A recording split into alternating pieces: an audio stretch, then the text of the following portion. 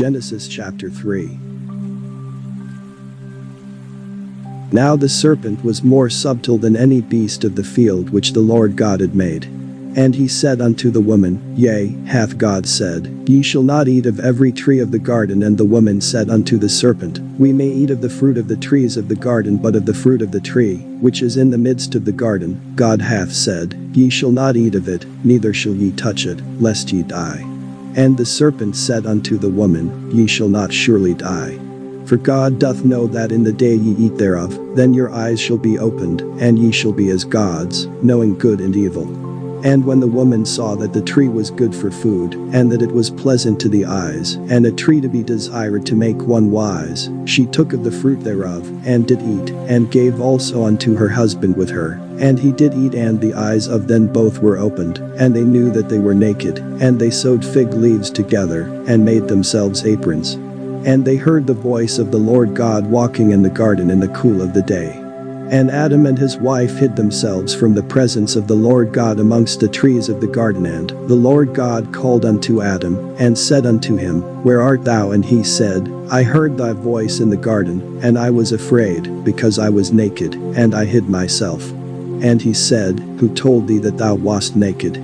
Hast thou eaten of the tree, whereof I commanded thee that thou shouldst not eat? And the man said, The woman whom thou gavest to be with, she gave me of the tree, and I did eat. And the Lord God said unto the woman, What is this that thou hast done?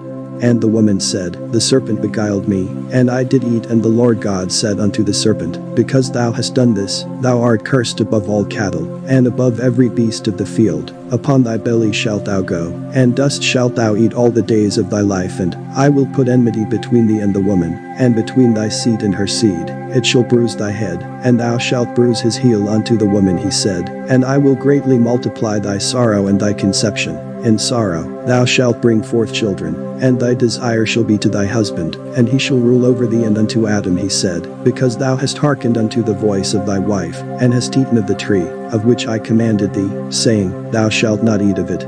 Cursed is the ground for thy sake, in sorrow shalt thou eat of it all the days of thy life. Thorns also and thistles shall it bring forth to thee. And thou eat the herb of the field, in the sweat of thy face shalt thou eat bread, till thou return unto the ground, for out of it wast thou taken. For dust thou art, and unto dust shalt thou return. And Adam called his wife's name Eve, because she was the mother of all living. Unto Adam also, and to his wife, did the Lord God make coats of skins, and clothe them. And the Lord God said, Behold, the man is become as one of us, to know good and evil. And now, lest he put forth his hand, and take also of the tree of life, and eat, and live forever. Therefore the Lord God sent him from the garden of Eden, to till the ground from whence he was taken. So he drove out the man, and he placed at the east of the garden of Eden cherubims, and a flaming sword which turned every way, to keep the way of the tree of life.